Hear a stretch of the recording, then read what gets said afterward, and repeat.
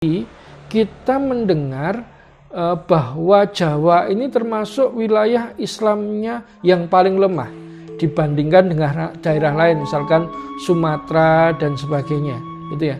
Tetapi menariknya, Buya Hamka ini justru mendapatkan ruh aktivisme Islamnya itu ketika dia berada di Yogyakarta. Yang mentornya itu adalah 3 orang besar. Yang pertama itu adalah Haji Umar Said Cokro Aminoto, pendiri Syarikat Islam, gitu ya. Kemudian yang kedua itu adalah Kiai Fahrudin, ya. Kiai Fahrudin ini adalah ketua Muhammadiyah pada saat itu yang getol menentang kristenisasi. Kemudian yang ketiga itu Raden Mas Suryo Pranoto yang dikenal sebagai Bapak Raja Mogok pada saat itu. Jadi pulang dari Jawa inilah justru Buya Hamka itu mendapatkan spirit keislamannya yang menuntut dia untuk belajar lebih dan lebih tentang agama.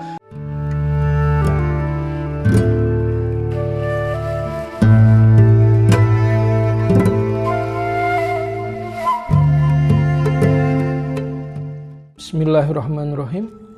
Assalamualaikum warahmatullahi wabarakatuh. Alhamdulillahirrabbilalamin.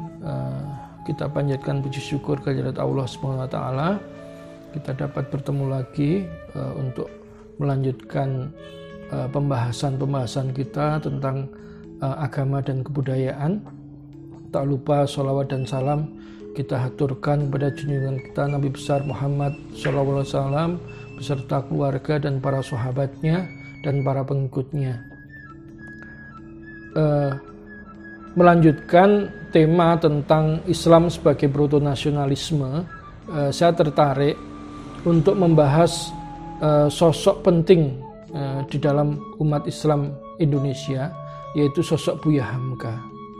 Mengapa sosok Buya Hamka itu penting? Nah, ini terutama saya soroti pada kalangan teman-teman aktivis Islam itu sendiri. Selama ini rekan-rekan aktivis Islam, terutama rekan-rekan aktivis masjid kampus, itu sering mendapat tudingan yang tidak mengenakan sebagai gerakan transnasional.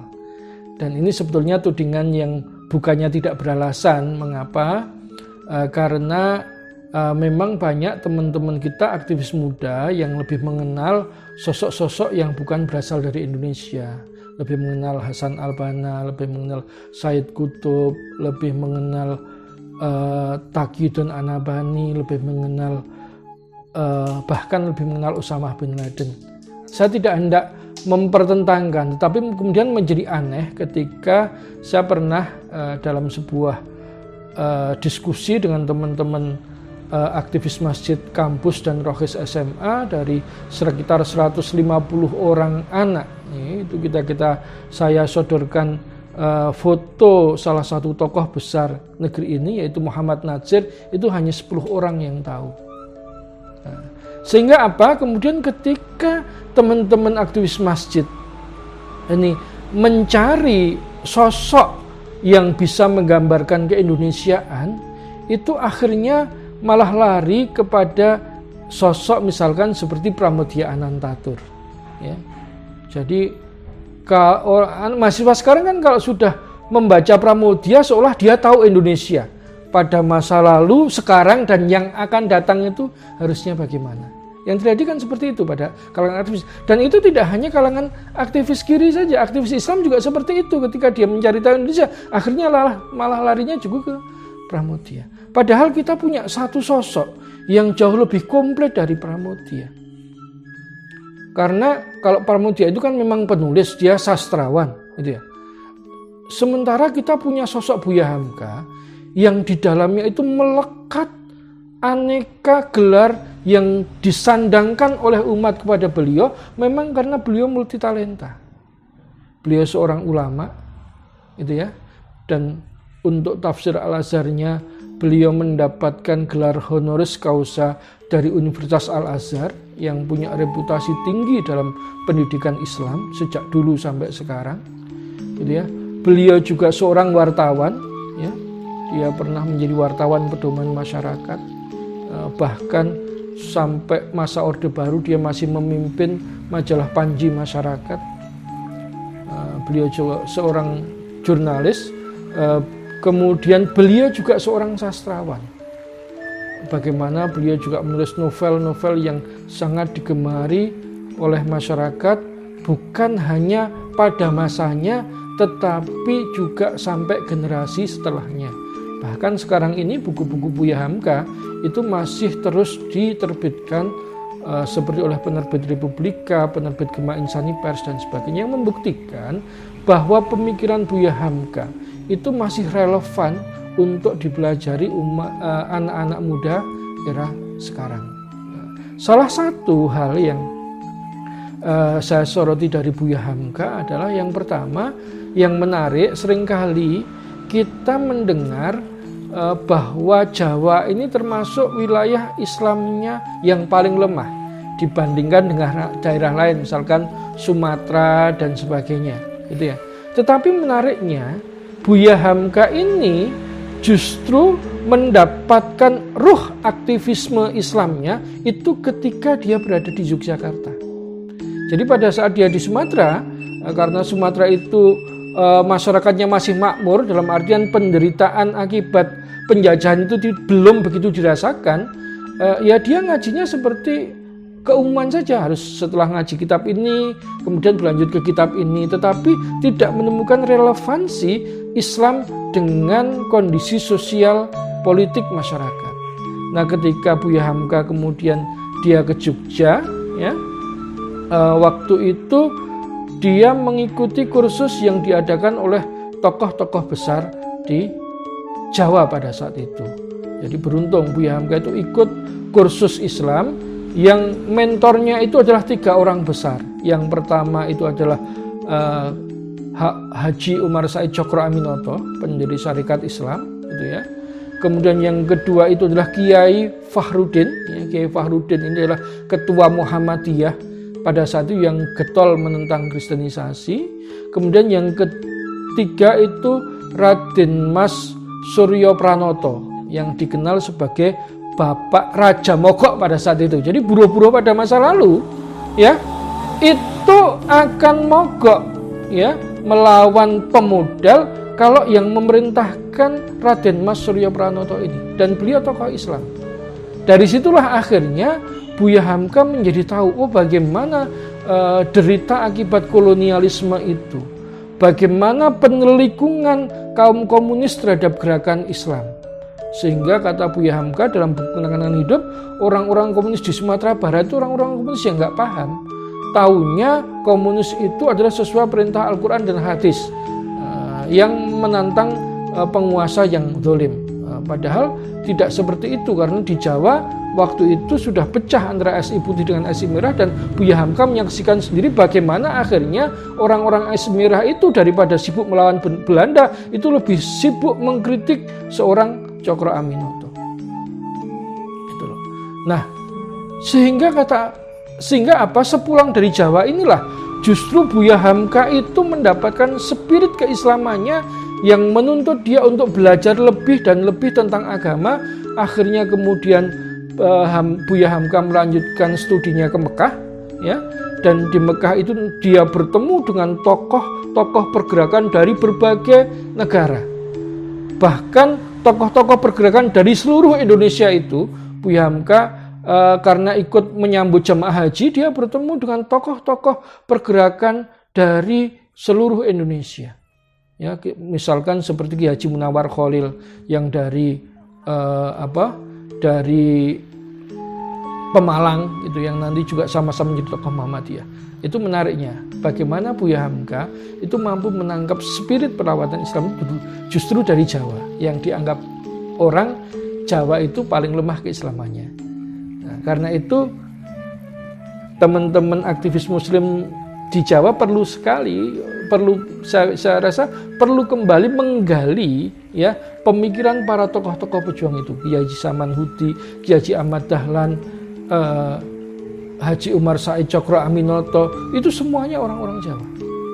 Sehingga yang kemudian sering membenturkan Jawa dengan Sumatera, Jawa dengan luar Jawa ini di tangan Islam ternyata Jawa dengan daerah-daerah lain itu menyatu karena spirit keislaman yang sama, bahkan mampu menginspirasi daerah lain untuk melakukan aktivitas keislamannya secara lebih di bidang politik, sosial dan sebagainya.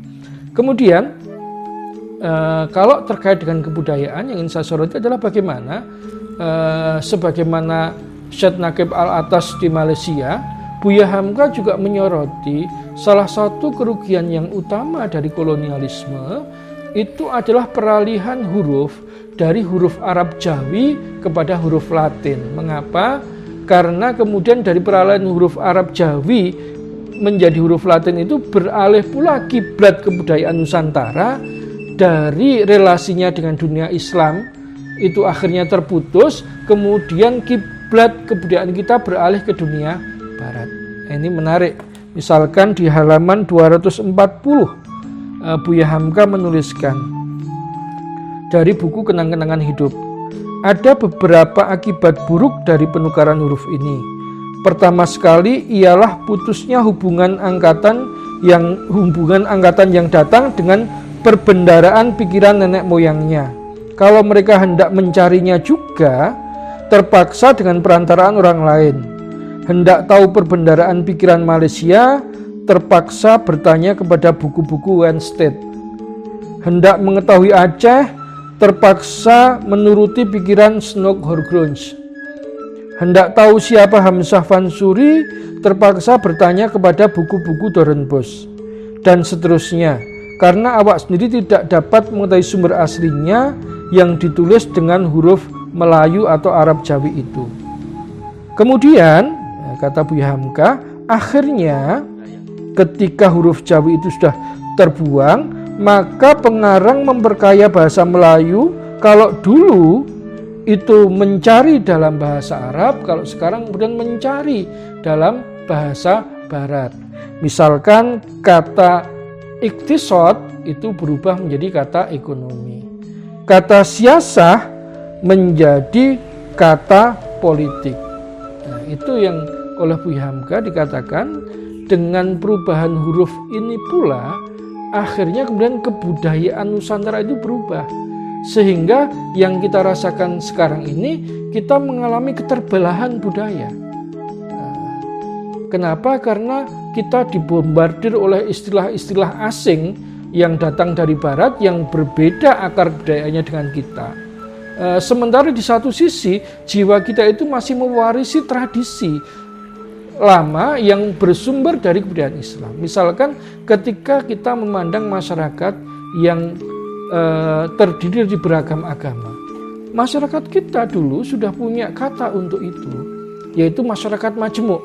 Masyarakat majemuk itu artinya masyarakat yang terdiri dari beragam agama yang hidup di dalamnya.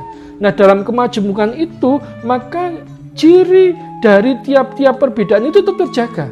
Kristennya jelas, Islamnya jelas, Budanya jelas, Hindunya jelas, tetapi mereka tetap bisa berkumpul dalam satu wilayah yang sama, berinteraksi dalam muamalah secara tidak membeda-bedakan. Tetapi kalau masalah ibadah itu tetap pada wilayahnya masing-masing. Orang Kristen ya tetap ke gereja, orang Islam tetap ke masjid, orang Hindu ke pura, orang Buddha ke vihara, tidak perlu mencampur adukkan. Tetapi akhirnya istilah masyarakat majemuk ini kemudian tergeser dengan berganti masyarakat plural, ya, pluralisme. Nah, dalam pluralisme yang berkembang di Barat, karena Barat itu adalah masyarakat yang tadinya monoagama, monolitik, yang hanya satu agama, ketika pecah internal pun saling bunuh-bunuhan antar pengikut gereja satu dengan yang lain selama 300 tahun.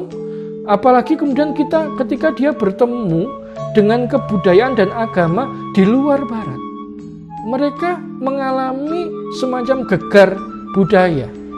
Akhirnya dalam rumusan gegar budaya inilah muncul paham pluralisme, di mana akhirnya perlu sebuah nilai baru yang merupakan konsensus bersama yang disarikan dari berbagai agama. Nah, itu nanti yang kemudian menjadi pluralisme perennial, bagaimana mencari the heart of religion dari tiap-tiap agama dan kemudian menjadi etika bersama. Atau kemudian perlu membentuk sebuah keyakinan baru, global teologi. Sehingga orang itu akhirnya apa? Agama-agama yang lama ini diwasiti. Kamu nggak boleh nabrak ini, kamu nggak boleh nabrak ini, kamu nggak nabrak ini. Nah ini kalau kita runut sebetulnya akarnya, Buya Hamka sangat jeli. Kenapa? Dari peralihan huruf yang mengakibatkan peralihan kiblat kebahasaan itu nanti yang akan membuat kiblat kebudayaan dan peradabannya juga berubah. Nah itu sebabnya saya katakan sudah merupakan menjadi kewajiban bagi kita untuk mengenali satu sosok yang multitalenta ini, yang seorang jurnalis, sastrawan dan juga ulama,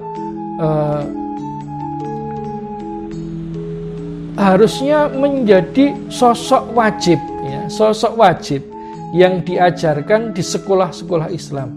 Sehingga apa? Anak didik, aktivis masjid, ketika dia hendak merumuskan sosok panutan yang berasal dari Indonesia, yang punya kedekatan kultur, itu bisa merujuk kepada sosok Buya Hamka sebagai salah satu tokoh utama yang harusnya dikaji dan diteladani. Itu mungkin yang bisa saya sampaikan pengantar untuk masuk kepada sosok Buya Hamka, karena nanti ada banyak sekali mutiara dari Buya Hamka yang mungkin juga mudah-mudahan nanti kita bisa bahas satu persatu pada video-video yang akan datang. Akhir kalam, billahi taufiq wal hidayah. Assalamualaikum warahmatullahi wabarakatuh.